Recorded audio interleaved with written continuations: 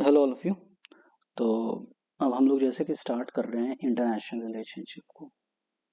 ठीक है, तो समझ लो इंटरनेशनल रिलेशनशिप। तो कल मैंने क्वेश्चन दिया था आपको फॉरेन पॉलिसी का, इंडियन फॉरेन पॉलिसी का। ठीक है, आप इंडियन फॉरेन पॉलिसी को अगर देखोगे तो मैंने जो लेक्चर्स दिए हुए हैं, तीन जो छोटे छोटे लेक्चर्स थे, पुराने लेक्चर्स हैं, तो आप जाओगे उसको अगर प्रॉपर देखते हो तो आपकी बहुत अच्छी अंडरस्टैंडिंग हो जाएगी इंडियन फॉरेन पॉलिसी पर। जब वो क्वेश्चन कुछ डिफिकल्ट अभी दिया तो नहीं है, लेकिन वो जब डिफिकल्ट देने की कोशिश करेगा, या एक जो होता है ना क्रक्स थीम, तो वो ये है इंडियन फॉरेन पॉलिसी कैसे वर्क करती है, वो क्या है इस समय, अब क्या पहले थी। वो 5 फेज में मिनिस्ट्री ऑफ एक्सटर्नल अफेयर्स के जयशंकर ने वो रिपोर्ट दी थी, उसी उसी बेसिस पे मैंने बताया वो। तो उसको आप देखो तो आपको ये क्लियर हो जाएगा कॉन्सेप्ट कि ये इंडियन फॉरेन पॉलिसी है क्या। तो ये कॉन्सेप्ट आपका क्लियर रहेगा। जब ये कॉन्सेप्ट क्लियर रहेगा तो फिर आपको आंसर्स लिखने में आसानी होगी। ठीक है, और क्वेश्चंस किस तरह से आए हैं इस सेक्शंस में। एक तो तीन एरिया में ब्रॉडली हम डिवाइड करते हैं कि कैसे आए हैं क्वेश्चंस। एक होता है ऑर्गेनाइजेशंस के क्वेश्चंस आए हैं, जैसे कि डब्ल्यूटीओ का आया क्वेश्चंस, या फिर आपकी G20 हुआ उसका आया क्वेश्चंस। तो और या फिर सार्क है तो फिर बिम्स्टेक है, तो BIMSTEC is a replacement of SAARC, इस तरह के क्वेश्चंस आए। तो इस तरह के क्वेश्चंस यहाँ पर आए हैं। ऑर्गेनाइजेशन के क्वेश्चंस आते हैं मोटे मोटे, आप इनको एक कैटेगरी में डाल सकते हो। सेकंड क्वेश्चन कैटेगरी जो है वो बायलैटरल रिलेशनशिप की है। बायलैटरल जो रिलेशनशिप है वहां से क्वेश्चन आए। कभी उन्होंने इंडिया श्रीलंका पूछा, तो कभी कुछ पूछा इन्होंने। तो रिसेंट टाइम में इंडिया श्रीलंका पूछा, शायद 67 में पूछा था शायद, हाँ।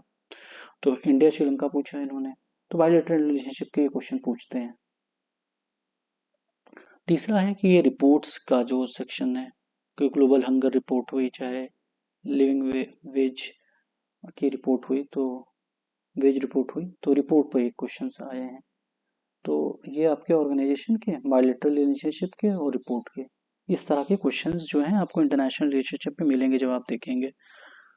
ठीक है, तो ये जाके वीडियो जरूर देख लेना ये सब। तो अब हमारे पास क्वेश्चन आता है कि इंटरनेशनल रिलेशनशिप को कैसे अप्रोच किया जाए। यार ये 25 नंबर लेना है यहाँ से मिनिमम, ये फ्री के नंबर होते हैं यहाँ के, क्योंकि बहुत फिट है। क्योंकि जो भी चीज़ न्यूज़ में होती है वही ये पूछ देते हैं, कोई टफ ज़्यादा पूछते नहीं है। तो इनमें आंसर्स अगर जब हमें लिखने हैं तो हमें किन बातों का ध्यान रखना है।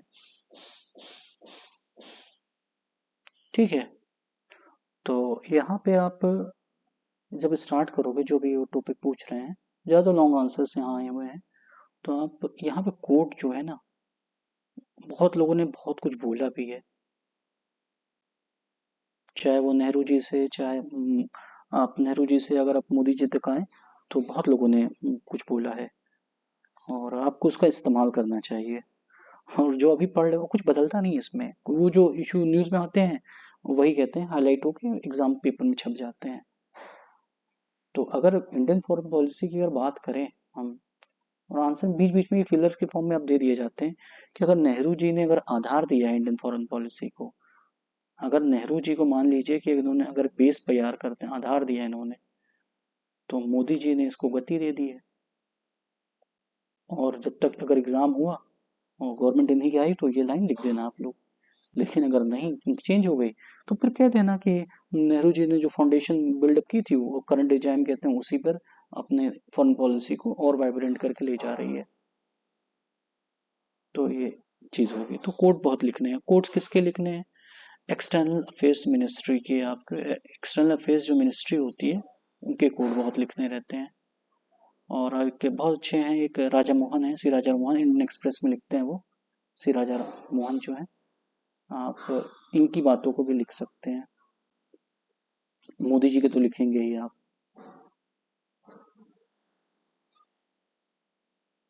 नेहरू जी को तो लिखेंगे,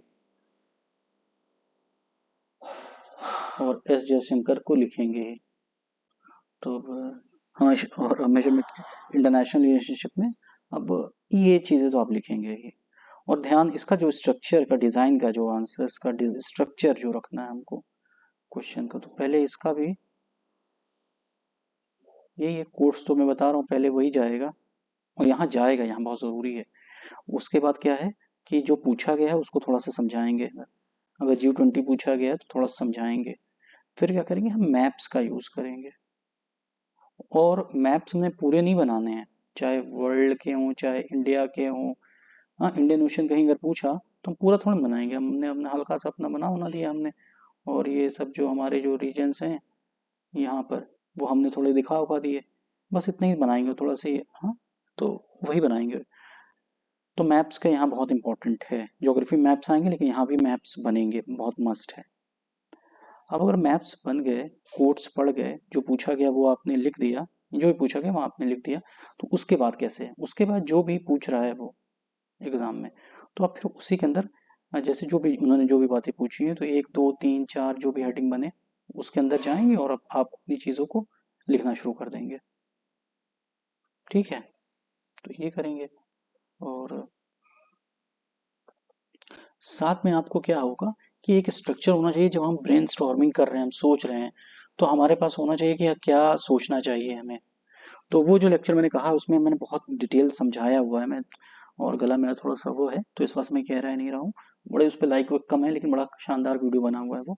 तो आप लोग उसको देख लो, उसमें सब कुछ समझाया गया है। Soft power, hard power, India की फॉरेन पॉलिसी क्या है। इंडियन की फॉरेन पॉलिसी जो है वो इंडिया के इथोस से इमर्ज करती है। इंडिया का इथोस क्या है, बुद्धा बुद्धा का जो बुद्धा जो जो इथोस है वो इंडिया का इथोस है। मिड पाथ फॉलो करता है इंडियन फॉरेन पॉलिसी। और मिड पाथ क्या है, mid path Indian foreign policy क्या है, अगर देखा जाए इसमें स्मार्ट पावर की बात हम लोग कर रहे हैं। और स्मार्ट पावर क्या होता है, ये फ्यूजन ऑफ होता है सॉफ्ट पावर और हार्ड पावर का, ये फ्यूजन होता है। और सॉफ्ट पावर में हम किस तरह की बातें करते हैं कि आप जो भी डिप्लोमेटिक रिलेशनशिप बनाते हैं, पेयर टू पेयर रिलेशन बनाते हैं, योगा है, म्यूजिक है, और ये क्रिकेट डिप्लोमेसी हो, इस तरह की जो चीज़ें होती हैं ये सॉफ्ट पावर में होती हैं। हार्ड पावर में जो वेपन्स हैं, जो डील्स की जाती हैं, जो किया जाता है, तो वो होंगी चीज़ें। और मैंने फिलोसफी बना रखी थी, नेहरूविन फिलोसफी अलग है। मोनरो डॉक्ट्रिन के बारे में थोड़ा कहा होगा मैंने उसमें। न्यू लिबरल पॉलिसीज क्या होता है, न्यू लिबरल जो होते हैं वो कहते हैं जो इंटरनेशनल रिलेशनशिप जो है वो इकोनॉमिक्स से रन करता है, तो उनका वो थॉट प्रोसेस है। तो वो आपको लेक्चर देखना चाहिए उसको। और इसको तो मैं आपको बता ही रहा हूँ अपना अपना। तो ये आपका आंसर का मैंने बताया कि कोट्स पढ़ेंगे, फिर जो पूछा है थोड़ा उसके बारे में लिखेंगे, इंट्रोडक्शन करेंगे, फिर मैप्स बनाएंगे। मैप्स जो आपको सीखना पड़ेगा, पूरे पूरे मैप्स नहीं बनाने हैं। जैसे वेस्ट एशिया की बात होगी तो वेस्ट एशिया के ही कंसर्न में ही मैप्स बनेंगे। और ये क्या दिया हुआ है, ये आपको दिया कैसे आप सोचोगे। ठीक है, अगर कुछ भी बात हो रही है बायलैटरल रिलेशनशिप में या किस तरह से आपको लिखना होगा, तो उसमें आपको चाहे वो पॉलिटिकल आइडियोलॉजी की बात करो, चाहे डेमोक्रेटिक कॉन्स्टिट्यूशनल उसमें बात कर रहे हो, चाहे आप इसमें कनेक्टिविटी की बात कर रहे हो। कनेक्टिविटी पूरा हमारा सेंट्रल एशिया में क्या है ना, हमें सिक्योरिटी चाहिए। किस तरह की सिक्योरिटी चाहिए, energy security, maritime security, defence security, सब तरह की सिक्योरिटी हमें चाहिए। अब इंडिया का ये गोल्डन ट्राइंगल और गोल्डन जो ये क्रिसेंट है अपना, यहाँ से ओपीएम का जो जो अवैध व्यापार होता है, तो इसको भी चेक करने के लिए हमें चाहिए सिक्योरिटी। मलक्का स्ट्रेट का जो डायलेमा है उसके लिए अपने चाहिए। चाइना जो है अपना one belt one road initiative के थ्रू पूरे वर्ल्ड में कब्जा करने की कोशिश कर रहा है, तो इंडिया जो उसके काउंटर में नेकलेस ऑफ डायमंड की स्ट्रेटजी लेके आया है। तो ये सब चीज़ें हम उसमें आप देखोगे तो उसमें बताया गया आपको सब कुछ ठीक ठाक। मैं इसमें भी थोड़ा थोड़ा आपको ब्रीफ में कर दे रहा हूँ इस चीज़ को। और कनेक्टिविटी है, फिजिकल है, डिजिटल है, जो हम बना रहे थे। हम छब्बर पोर्ट बना रहे थे ईरान के साथ, फिर हमारा इशू आ गया, फिर international north south transport corridor बन रहा है, क्योंकि हम एनर्जी देखो, एनर्जिया जो है इंडिया जो है वो एनर्जी डिफिशिएंट कंट्री है, और मिडिल ईस्ट जो है एनर्जी वो सरप्लस कंट्री है। तो इस वजह से हमें इंडिया और मिडिल ईस्ट का हमें तालमेल बहुत ज़रूरी है। तभी जब इंडिया मिडिल ईस्ट की अब बात जब करोगे, तो वहाँ कनेक्ट सेंट्रल एशिया पॉलिसी बात करोगे, वहाँ पे आपको थिंक वेस्ट पॉलिसी की बात करोगे। ये करनी ही है आपको बात, मतलब ये दोनों बात लिखोगे ही। ये अगर कहीं अपना अगर नेबरहुड की बात करो तो गुजरात डॉक्ट्रिन की बात हुआ, चाहे बिग ब्रदर एटीट्यूड से अब एल्डर ब्रदर एटीट्यूड में आ गए हैं। नेबरहुड फर्स्ट पॉलिसी हो गई है, इंडिया फर्स्ट पॉलिसी हो गई है। और कुछ अच्छी अच्छी लाइंस होती हैं, पर जब वहाँ के प्राइम मिनिस्टर आए थे, श्रीलंका के जब प्रेसिडेंट आए थे, जब इलेक्ट करके, वहाँ पर बहुत क्राइसिस चल रही थी, तो उन्होंने कहा था, क्या कहा था उन्होंने, कहा था चाइना इज अवर नेबर। उन्होंने ये बात कही थी, China is our neighbour. China को उन्होंने नेबर बताया था, और India is our relative, India को अपना रिश्तेदार बताया था। तो ये सब लाइन लिखी जाती है बीच बीच में आंसर्स में, तो ये थोड़ा आपको दम देती है। लेकिन आपको ब्रेनस्टॉर्मिंग जब करनी है तो इस एरिया में आप घूमेंगे, कनेक्टिविटी के बारे में बात करेंगे आप, चाहे सिक्योरिटी के बारे में बात करेंगे, किस तरह कितनी तरह की सिक्योरिटी इसमें लिखी हुई है, मैं ये डाल दूंगा। पॉलिटिकल आइडियोलॉजी क्या है, फिर मिसलिनियस में जो भी आपके दिमाग में आ रहा हो, टेक्नोलॉजी में आप जो भी लिखना चाहें आप, स्ट्रेटजिक भी क्यों रखते हैं। और हाँ, ये जब आंसर्स में ये जब लिखोगे तो यहाँ जान के चलो कि वे फॉरवर्ड मस्ट है, क्योंकि इंटरनेशनल रिलेशनशिप हम हो ना हो, कल तुम हो ना हो, लेकिन ये चलते रहेंगे। और जो भी अच्छी बात है आपको मालूम है थोड़ा सा, आप इसमें चाणक्य का जो सप्तांग पॉलिसी होती है, अगर कहीं जरूरत पड़े, हाँ, चारों तरफ वॉर ही वॉर आजकल चलता है, तो चाणक्य की पॉलिसी आप लिख सकते हैं, सप्तांग की जो पॉलिसी है उसको अपने एडजस्ट करके इसमें मेंशन कर सकते हैं। वॉर की जब बात है तो हम हमेशा, मैं कहती हूँ आप इस चीज़ को मेंशन कर सकते हैं, जो प्रधानमंत्री मोदी जी ने कहा था कि भारत ने विश्व को बुद्ध दिया है, युद्ध नहीं दिया। India has given world of Buddha not युद्ध। और ठीक है, तो ये सब आप लिखेंगे अपने, और ये सब ये जो एरियाज हैं इसमें आप जाके अपने चीज़ों को करने की कोशिश करेंगे। ठीक है, और फिर उसके बाद मैंने ये कुछ दे दिया आपको लोगों को इस तरह से। फॉरेन पॉलिसी जो प्रोएक्टिव होनी चाहिए, रिएक्टिव नहीं होनी चाहिए। अब हमेशा यहाँ वर्ल्ड ऑर्डर की बात होगी, क्योंकि इंटरनेशनल रिलेशनशिप आप लिख रहे हो ना, तो जो तुम टर्मिनोलॉजीज यूज करो वो लगे कि इंटरनेशनल रिलेशनशिप का आंसर है, तो वहाँ कोल्ड वॉर से कोल्ड पीस की बात करोगे, वहाँ कलेक्टिव सिक्योरिटी की बात करोगे। इंडिया नेट सिक्योरिटी प्रोवाइडर है अपने इंडियन ओशन में, कहा जाता है कि जो अपनी सिक्योरिटी तो मेंटेन करेगा, इंश्योर करेगा दूसरे की भी सिक्योरिटी मेंटेन रहे, तो नेट सिक्योरिटी प्रोवाइडर एक कॉन्सेप्ट होता है, तो वो उस तरह की बात करोगे तुम। अब जैसे कि अफ्रीका क्वेश्चन आया तो मैंने लिख दिया ना, from hopeless continent to continent of hope. Big brother वाली बात कर रहा है, इंडिया इसराइल की बात होगी, तो ये लाइन एग्जामिनर देखेगा कि डी हाइफेनाइजेशन पॉलिसी ये लिख रहे हैं कि नहीं लिख रहे हैं, तो वो उनके उसके दिमाग में आएगा कि आप लिख रहे हैं कि नहीं लिख रहे हैं। ये जो डी हाइफेनाइजेशन की पॉलिसी है, तो आप लिख रहे हैं कि नहीं, उसमें रोटी बेटी का रिश्ता नेपाल के रिलेशन में आप लिख रहे हैं कि नहीं, energy as a weapon use किया ही जा रहा है ना, तो इस चीज़ को आप मेंशन कर रहे हैं कि नहीं, तो वो इस चीज़ को देखा जाएगा। और जैसे कि इंडियन फॉरेन पॉलिसी जो इवॉल्व की है, नॉन अलाइनमेंट से मल्टी अलाइनमेंट में आ गई है, प्रो एक्टिव रिएक्टिव नहीं प्रोएक्टिव होनी चाहिए ना, प्रैग्मेटिज्म से आइडियलिज्म से प्रैग्मेटिज्म की तरफ चली गई है, तो ये सब लिख दी है मैंने, ऐसे वैसे चीज़ें आप लोग के लिए, इसके लिए तो आप देख सकते हो इस तरह की चीज़ों को। अब एक्सटेंडेड नेबरहुड डिपेंड और स्ट्रेटजिक नेबरहुड, तो इस तरह की चीज़ें यहाँ पर दी हुई हैं, आपको वहाँ पता चलेगा। Soft power diplomacy, hard power diplomacy, tier one diplomacy, tyre two diplomacy, ये इंटरनेशनल ऐसे टर्म्स हैं, यूज किए जाते हैं, बड़ा थोड़ा सा ज़्यादा मुश्किल नहीं होती है, तो इस तरह के स्मार्ट पावर आप यूज करो वहाँ पर। अब ग्रेट गेम्स की बात होगी अफगानिस्तान का, जब लिखो आंसर तो ग्रेट गेम्स और ग्रेवयार्ड ऑफ एम्पायर कहते हैं अफगानिस्तान को, कोई वहाँ रुका नहीं है वहाँ पर, तो इस बात की करो। चाइना में वन बोल्ड वन इनिशिएटिव की बात करो, और जिस तरह से अब एक्ट ईस्ट वो मैंने बता ही दिया तुम्हें, कहते हैं शेयर हिस्ट्री की, people to people contact, tier two diplomacy में क्या क्या आ रहा है। अब ये सब चीज़ें हैं तुम्हारे, जैसे कि इंडिया जो है क्या चाहता है, इंडिया मल्टीपोलर वर्ल्ड चाहता है, हाँ, और यूनिपोलर साउथ एशिया चाहता है, और बाइपोलर एशिया चाहता है। यूएस का क्या स्टैंड है, यूएस जो है आपका यूनिपोलर वर्ल्ड चाहता है, और मल्टीपोलर एशिया चाहता है, कि वो चाहता है इंडिया और चाइना के बीच में बैलेंस बना रहे। और चाइना क्या चाहता है, वो चाहता है बाइपोलर वर्ल्ड, तभी ना चाइना बात करने लगता है।